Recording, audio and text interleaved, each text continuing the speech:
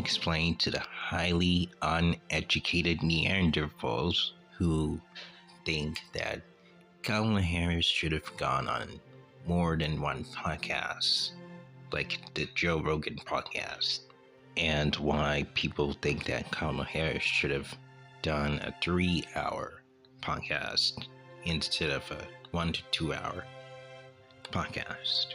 As to why it wouldn't have worked anyway for 3 months. Now this stupid bozo made a tweet saying that she did one podcast. This is highly incorrect. And the only reason you're saying this is because you do not, under any circumstances, pay attention to Democrat presidential candidates and politics in general. That's why you, Acheeto, are not politically aware. And I agree with this damn 365 person saying that she had 3 months. And if you weren't so internet brained and were actually academically smart, you would understand a little better about how running a campaign works. Now, if you remember this guy who is a British commentary YouTuber who is a skinny twig named Kui Kui, as I call him. And I've taken a look at his November 6th live stream called Boblack's Election Special, Sandoval Election Special. And during the first hour of that live stream, around this time, he saw some stupid takes from the poorly educated people in his chat that were commenting that she should have gone on Rogan. And by she, I mean Kamala Harris. But I just gotta say before I bring up Kuihman's words, is that if you genuinely think that Kamala Harris should have gone on Joe Rogan, even though she only had 3 months of this campaign, and you want her to do a 3-hour podcast with Joe Rogan to discuss the important issues while she's already on a tight schedule to go to her rallies, which is what she's supposed to do for 3 months, and do you think that she can take the time to do a 3-hour podcast in 3 months? Then you're fucking brain dead and retarded.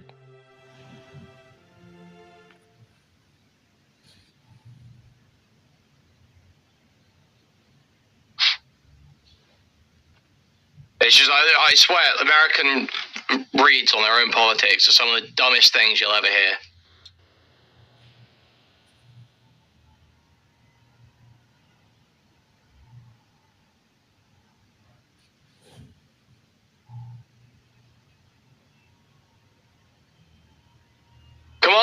People keep saying about Kamala going on Rogan. You're fucking stupid if you think that was the play.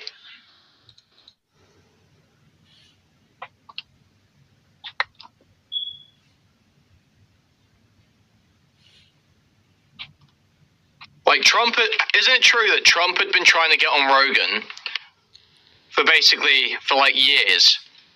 And Rogan was essentially palming him off. And then Elon convinced Rogan to have Trump on.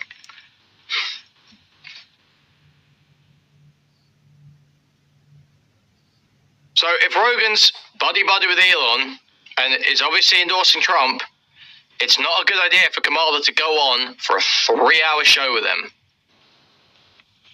Exactly. Not to mention that Joe Rogan once before has promoted hydroxychloroquine as a COVID remedy. Did everyone all of a sudden forget that? Plus, she has already been on more than one podcast. Kamala Harris has been on All the Smoke, Club Shay Shay podcast, the Checkup podcast, not just the Call Her Daddy podcast, which is what this retard was referring to when he made this tweet. And a radio show that's been there for a long time, The Howard Stern Show. So, She's good. She doesn't need to go on the Joe Rogan Experience. Dumb fucks. Speaking of Joe Rogan, this is what he said when he tried to invite Kamala Harris on. You could look at this and you say, oh, you're being a diva. But she had an opportunity to come here when she was in Texas, and I literally gave them an open invitation. I said, anytime. I said, if she's done at 10 o'clock, we'll come back here at 10 o'clock. I go, I'll do it at 9 in the morning. I'll do it at 10 p.m. I'll do it at midnight. She's up. She wants to, drink a Red Bull, fucking party on. Yeah, but I think this idea that you're being a diva is silly because you're offering her the opportunity to do exactly what the other candidate did, right?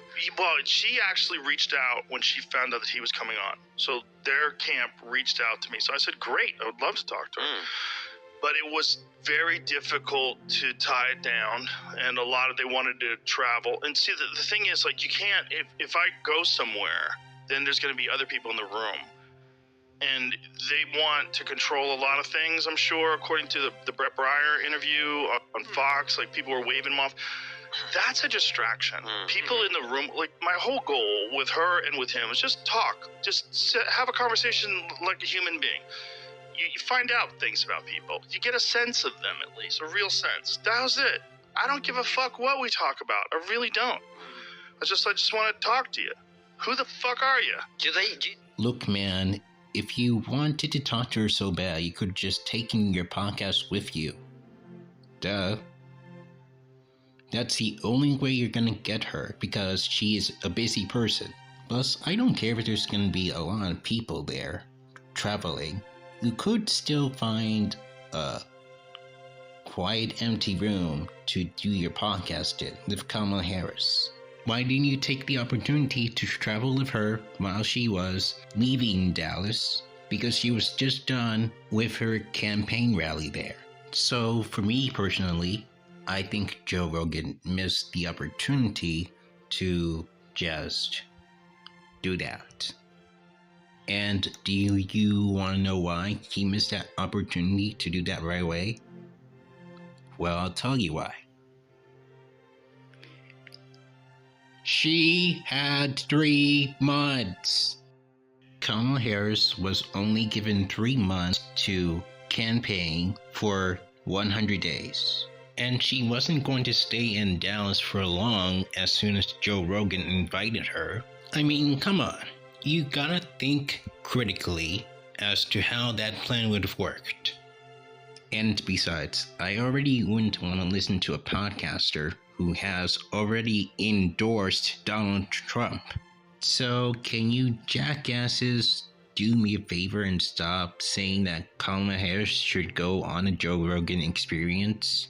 Because his own audience are not going to be persuaded to vote for Kamala Harris anyway, if she even came on his show. Besides, his own audience only likes a presidential candidate who can take on America first, when in reality, it's all about racism and misogyny. That's what it is. I don't care if you hate on me for saying this, but that's how I feel some of the American people voted for. Moreover, it's not Joe Biden's fault for not stepping down from the presidential race earlier. And it's not Kamala Harris's fault because stupid people think she didn't communicate effectively nor distance herself from Joe Biden. That's not the reason. The only issue is that the Democratic National Committee failed to give President Biden a primary election debate. Donald Trump had one, and there was no issue with it. Had the Democratic National Committee scheduled a debate for their presidential candidate like the primary in February back then this year, then things would have gone on the right foot. So yes, it's the Democratic National Committee's fault.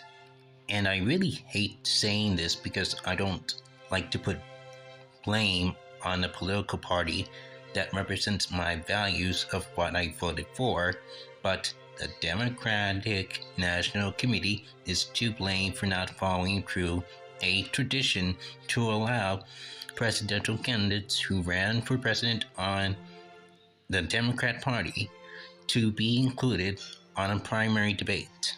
Before you tell me, actually, it is Biden's fault, no one knew what would happen because all of the Biden haters on the internet, including online leftist commentators like the Young Turks, were falsely claiming Biden has dementia throughout the election year 2024. They stupidly think that was Biden's fault for not stepping down sooner, but there was never any proof that he had it. All there was is that Biden was slurring a little bit whenever he speaks. That's it. So, again, it's the Democratic National Committee's fault for not allowing a primary debate. It was never Kamala Harris's fault, so stop putting the blame on her for not doing what she should have done better in her campaign strategy. She ran a historic, flawless campaign, and I applaud her for that. Because no other presidential candidate can do that in such a very short amount of time, even if they lost the election. She ran very well, and history will remember that.